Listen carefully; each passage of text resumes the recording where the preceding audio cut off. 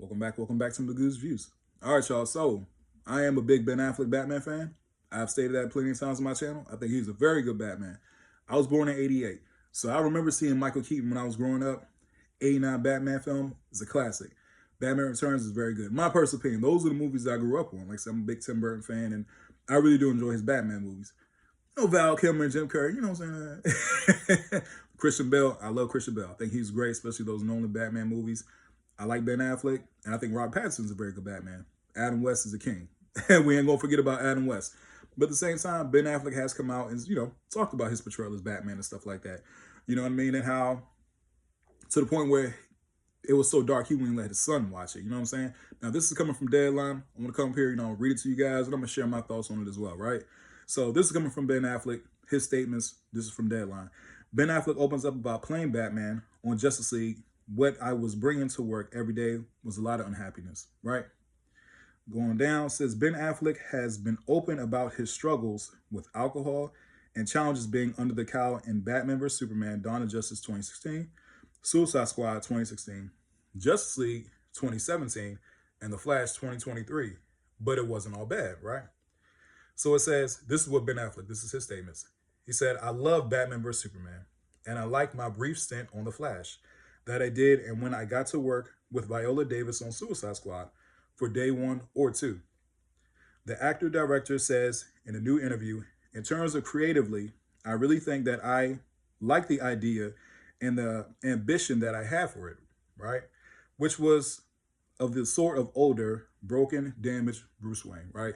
Ben Affleck's Batman is based off The Dark Knight Returns, Frank Miller's story. If you guys haven't read it, definitely go check it out. It's one of the most classic comic book stories of all time. Not just DC, of all time, The Dark Knight Returns. I got the original copies. Anyway, continuing on with the statement, he says, and it was something we really went for in the first movie, right? The broken and the damaged Bruce Wayne. So that's the actor recently told GQ.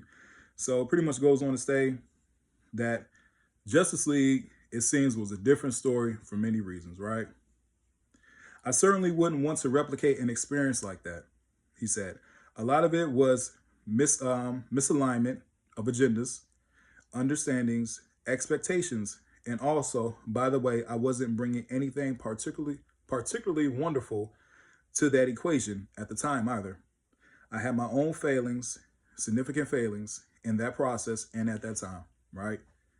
Goes on to say, among those failings was a man was a drinking habit. I was about to butcher that word, y'all. Anyway, he goes on to say, I drank relatively normally for a long time.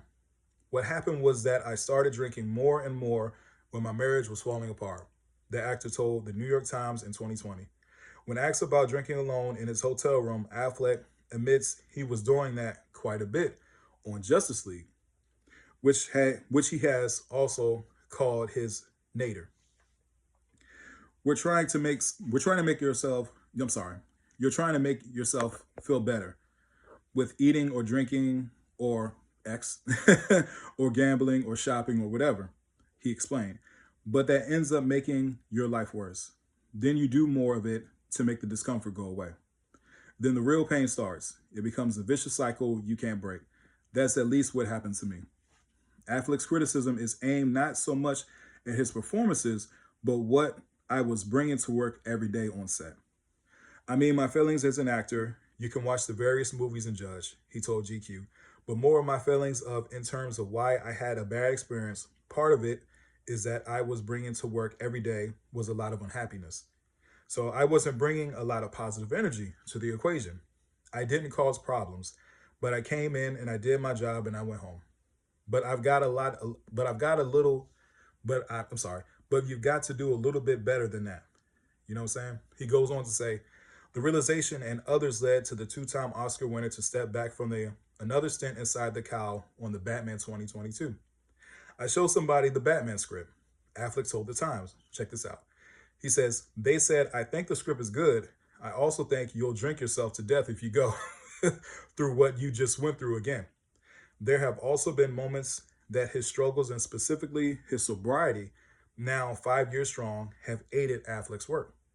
I knew with the way back, this movie, I knew with the way back, like, okay, look, people know I'm an alcoholic or in recovery.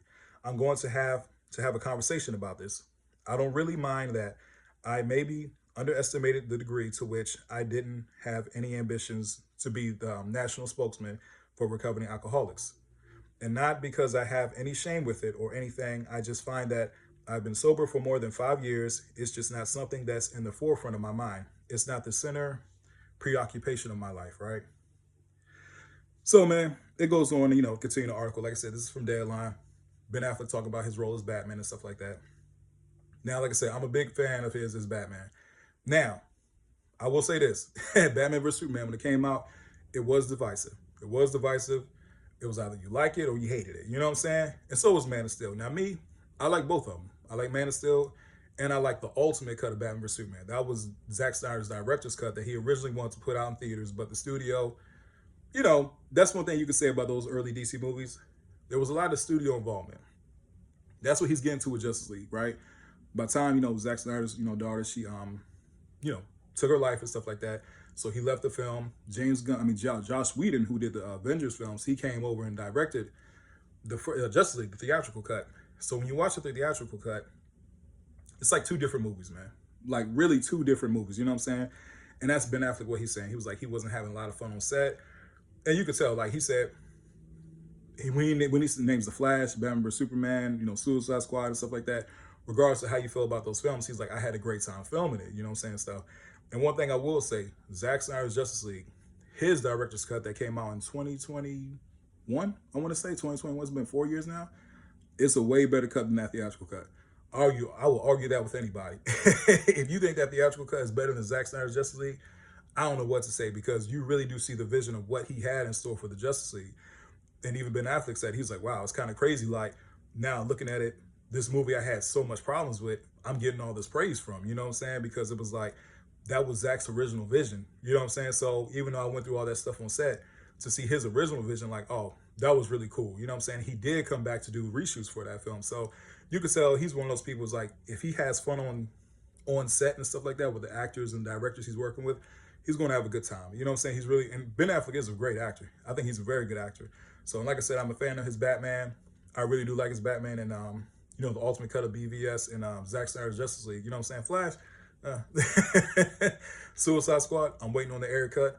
He's still pushing for it, you know what I mean? I know it's out there, and I think it's way better. And one thing I will say, Warner Brothers really did mess up DC in the beginning. There was a lot of studio involvement that really did mess up the vision, you know what I'm saying? And it was different from Marvel. But I think that's important for the superhero genre, you know what I'm saying? That's why it's important to have Marvel. It's important to have DC do their thing. It's important for, like The Boys. It's important for Invincible. You know what I'm saying? It's important for like all these different properties, because that's what you want in the genre. Like if you look at the horror genre, not every genre in horror is a slasher movie like Freddy Krueger and Jason. You know what I'm saying? It's not like every movie is the Poltergeist or like The Exorcist or, the Saw movies, so on and so forth. It's a variety. And I think that's the one thing about superhero movies, especially back then. Warner Brothers really did have cold feet. And I think that really did mess up their DC movies, in my personal opinion, because right now it's all over the place. And James Gunn is rebooting it with a Superman movie, and we're going to see how it turns out. I'm going to be fair, when I go see it, I'm not really excited for it, but at the same time, when it does come out, I'm going to check it out, especially for my channel. But yeah, man, just want to come here and talk to you guys about how Ben Affleck was feeling and stuff like that, about his role as Batman. Again, like I said, I really did like his Batman. I like it a lot. I think he's a very good Batman, especially like comic portrayal. But we'll see what happens in the future. Anyway, please don't forget to like, share, and subscribe to the channel.